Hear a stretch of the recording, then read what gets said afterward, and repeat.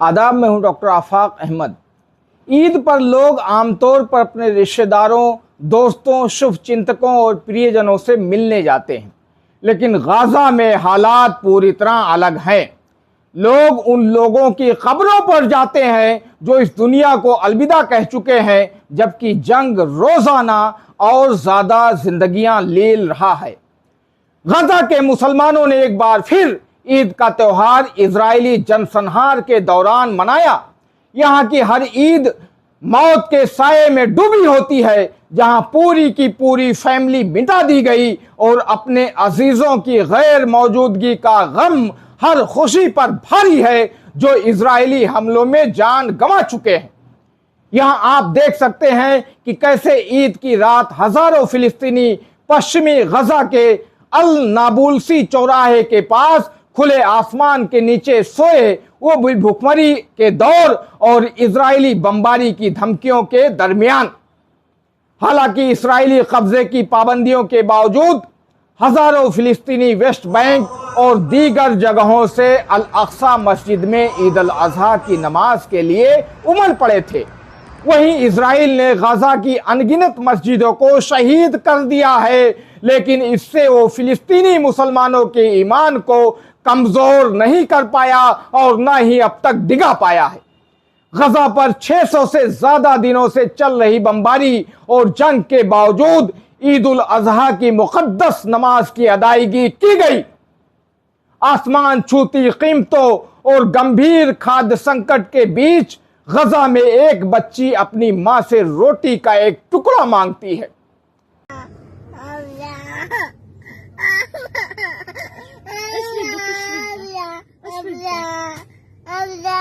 ايش بدك؟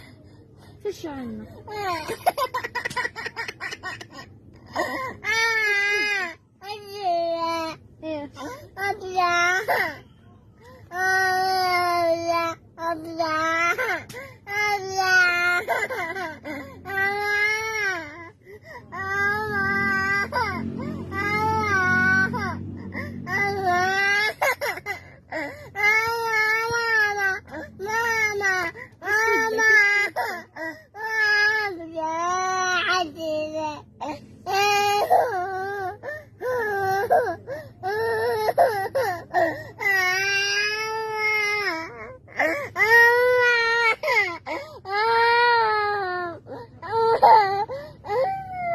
मां के मुताबिक बच्ची ने ईद उल अजहा के पहले दिन से कुछ नहीं खाया था और भूख से लगातार रोती रही थी।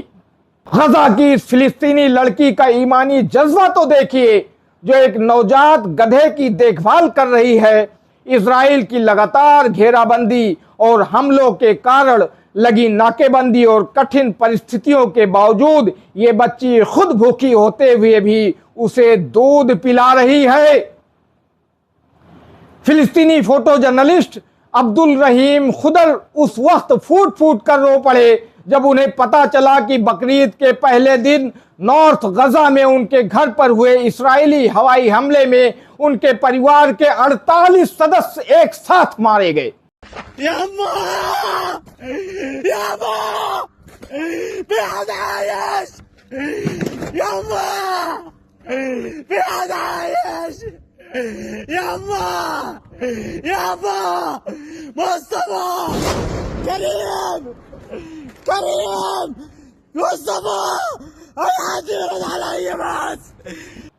सोचिए, यहाँ हमारे घर का कोई बुजुर्ग जो पहले से ही कब्र में पैर लटकाए बैठा हो और अगर उसकी मौत हो जाए तो हम रोते भी लगते हैं, उसकी यादों को सहेजते हुए खुद जिंदा रहते हैं। हमारी माँ चाहे कितनी भी बुजुर्ग क्यों ना हो, अगर दम तोड़ दे तो उसकी यादें हमारी आखिरी सांस तक हमारे साथ रहती हैं। और वहां एक साथ सैकड़ों लोग, जिनमें बच्चे, बेटियां, औरतें, जवान, बूढ़े सब होते हैं, मारे जाते हैं। उन पर क्या गुजरती होगी, उस पर कैसा पहाड़ टूट पड़ता होगा, हम उसकी कल्पना भी नहीं कर सकते हैं। वीडियो में 2 फिलिस्तीनी बच्चे गजा में इजराइल की जबरन भुखमरी के बीच कूड़े के ढेर में खाना तलाशते हुए दिख रहे हैं। वहीं गजा में एक बच्चा कूड़ेदान में पड़ी सड़े हुए जानवर की खाल पर बचे गोश्त के टुकड़े इकट्ठा करते हुए दिख रहा है, जो माना जाता है कि ईद की कुर्बानियों का अवशेष है। ये दृश्य विचलित करने वाला है, जो दिखाता है कि पूरी की पूरी गजा कैसे भुखमरी के दहाने पर खड़ी है, क्योंकि शैतान इजराइल ने पूरे गजा को सीज कर रखा है। मेरा बेटा भूखा ही मर गया, फिर भी खिलौने की इच्छा लिए हुए मरा। ابني يموت جعان جعان ونفسه بلعبه. اكتبوا كل اللي على السوق تو يا ماما، شافوش فتح هاتي لي لحم وهاتي لي اكل.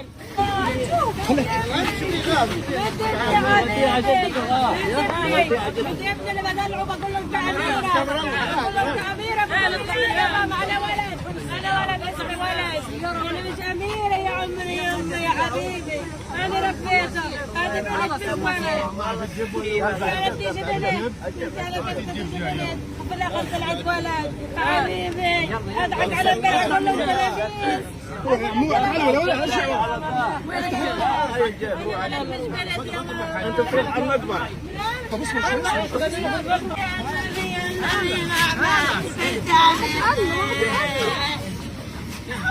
حسبنا الله عليكم انتم العار، حسبنا الله عليكم، ولا تنتظر الذنب، لا اكل ولا شرب ولا لبس ولا عيش وراضيين الحمد لله بقضاء وقدر الله، لكن اشكركم انه احنا بخدمتنا كل يوم يجينا الطلب وعلى ابن بالضبط، والحمد لله اليوم استشهد، انا بثوابت وابني استشهد الحمد لله الحمد لله الحمد لله، كل يوم اطلاق النار تيجي علينا، اليوم اجت فيه الحمد لله.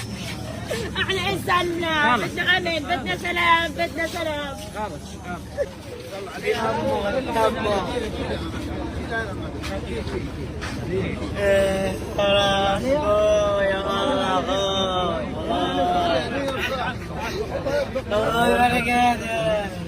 ये अमीर शलूफ की मां का दिल तोड़ देने वाला विदाई संदेश है, जो इस्राएली बलों द्वारा अपने तंबू में पश्चिमी खान यूनिस के अल मवासी में मारा गया। इस्राएल द्वारा मासूमियत छीन ली गई है। 18,000 से ज्यादा बच्चों की मौतें, जबकि दुनिया चुपचाप तमाशा देखती रही। हमारे वक्त की सबसे भयानक अत्याचारों में से एक है, एक आधुनिक जमाने का होलोकॉस्ट, जो सबके सामने खुलकर घटित हो रहा है। गजा सिटी एम्बुलेंस और इमरजेंसी सेवाओं के निदेशक हुसैन मुहसिन इजरायली हमले में मारे गए। वहीं पैरामेडिक्स वाइल अल अत्तार, बर्रा अफाने और पत्रकार मोमिन अबू अल आउफ भी मार डाले गए, जो पहले हुए हमले में मलबे में फंसे नागरिकों को बचा रहे थे। अब जरा इस तथाकथित मानवीय सहायता वितरण केंद्र का हाल देखिए। फुटेज में साफ दिख रहा है, ये एक पिंजरे जैसा बंदी शिविर है, जहां शहीदों का लहू रोजी रोटी की तलाश में निकलने वाले रास्तों को रंग देता है। फिर भी परिवार हर दिन बाहर निकलते हैं, भूख की टीस और एक धुंधली सी उम्मीद लिए हुए, ये जानते हुए कि हो सकता है बहुत से लोग कभी वापस ही ना लौटें। फिलिस्तीनियों का कहना है कि जहां सहायता केंद्र बने हुए हैं, उन सब पर चूंकि इसराइल का कब्जा है और वो इन्हें मदद देने के बजाय भूखे फिलिस्तीनियों को सैन्य इलाकों में फंसाने के लिए इस्तेमाल करता है। ये जगह जो मानवीय मदद के रूप में प्रस्तुत किए जाते हैं, सैकड़ों जिंदगियां लेने वाले घातक जाल बन गए हैं। शुरुआत से ही गजा ह्यूमैनिटेरियन फाउंडेशन के बिंदुओं पर इजरायली बलों ने 130 से अधिक नागरिकों को मार डाला है, जो अपमान और दमन के चेक पॉइंट पर भोजन के पैकेट लेने की कोशिश कर रहे थे। लगभग 1000 दूसरे लोग घायल हुए हैं और 9 फिलिस्तीनी अभी भी लापता हैं, जिन्हें इस अमेरिकी इजरायली संगठन ने कब्जा सेना द्वारा सैन्य रूप से नियंत्रित इलाकों में फंसाया। ये सभी इंटरनेशनल लॉ के तहत पूरी तरह से युद्ध अपराध है। इसराइल भूख को युद्ध के हथियार के तौर पर इस्तेमाल कर रहा है। वो व्यवस्थित रूप से मानवीय सहायता को प्रतिबंधित करता है और गजा के सहायता वितरण केंद्रों पर नागरिकों को निशाना बना रहा है। इजरायली सेना नितजारिम कॉरिडोर के पास यूएस इजरायली सहायता वितरण केंद्र से मदद लेने की कोशिश कर रहे भूखे लोगों पर सीधे गोली चला रही है। इस वीडियो में साफ देखा जा सकता है कि कैसे अपने परिवारों को खाना खिलाने के लिए लोग अपनी जान को जोखिम में डालकर पैदल चलते हुए आटे के बोरे लेकर जा रहे हैं। रफा का एक दिल दहलाने वाला मंजर, एक बेटा अपने शहीद पिता की लाश को साइकिल पर ले जा रहा है। इसके वालिद को शहर के वेस्ट इलाके में अमेरिकी सहायता वितरण केंद्र के पास निशाना बनाया गया था। गजावासी अपने खाली पेट और परिवार वालों को खाना खिलाने की गहरी बेचैनी में जीएचएफ के वितरण केंद्रों में उमड़ पड़ते हैं। खालिस खाने की टोह में अपनी हर चीज दांव पर लगाते हैं। ये डिस्ट्रीब्यूशन सेंटर्स मौत के इलाके हैं जहां फिलिस्तीनियों पर अक्सर इजरायली कब्जे की ओर से बमबारी और भारी गोलाबारी होती रहती है, और इसके बावजूद वह जिंदगी बचाने के लिए बेहद जरूरी मदद पाने के लगभग असंभव हालात का सामना कर रहे हैं। इस्राएली सेना ने खान यूनिस स्थित यूरोपियन अस्पताल को जब कभी गजा का एक प्रमुख चिकित्सा केंद्र था, उसे अब एक सैन्य अड्डे में बदल दिया है। जहां कभी जख्मी लोगों का इलाज होता था, अब वहीं इजरायली पत्रकारों को सैन्य सुरक्षा में ले जाकर प्रचार के लिए तैयार की गई झूठी रिपोर्टें बनवाई और सोशल मीडिया पर फैलाई जा रही हैं। ये सब उस वक्त हो रहा है जब गजा का स्वास्थ्य तंत्र लगातार बमबारी और घेराबंदी के चलते पूरी तरह टूट चुका है। नासिर मेडिकल कॉम्प्लेक्स में एक दिल तोड़ देने वाले नजारे में एक बच्चा कड़वाहट से रो रहा था और जख्मी लोगों में अपनी बहन की तलाश कर रहा था।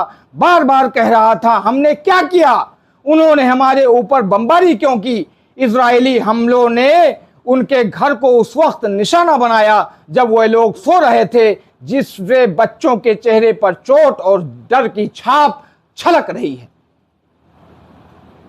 एक फिलिस्तीनी मुस्लिम बच्चे को कब्जे वाले वेस्ट बैंक के एक सैन्य पुलिस चौकी पर इजरायली सैनिकों ने पीटा क्योंकि उसके फोन में गजा की तस्वीरें थी। वहीं गजा का एक पहलू यह भी है कि यहाँ घुप अंधेरे में डॉक्टर बिजली काट दिए जाने और ईंधन रोके जाने के बाद फोन की लाइट में सर्जरी कर रहे हैं। मरीज अपनी जिंदगी और मौत के बीच झूल रहे होते हैं और मेडिकल टीमें केवल हिम्मत के बल पर अल्लाह के सहारे लड़ रही होती हैं।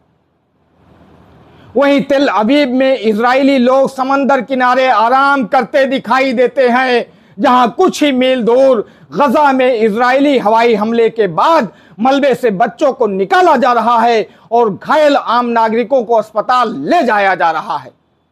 इससे साफ हो जाता है कि इंसाफ और लोकतंत्र की खाल पहनने वाले पश्चिमी देश असल में आदमखोर भेड़िए हैं जो गजा में नरसंहार के लिए इजराइल को बराबर हथियारों, बम बारूद और रॉकेट मिसाइल की सप्लाई कर रहे हैं।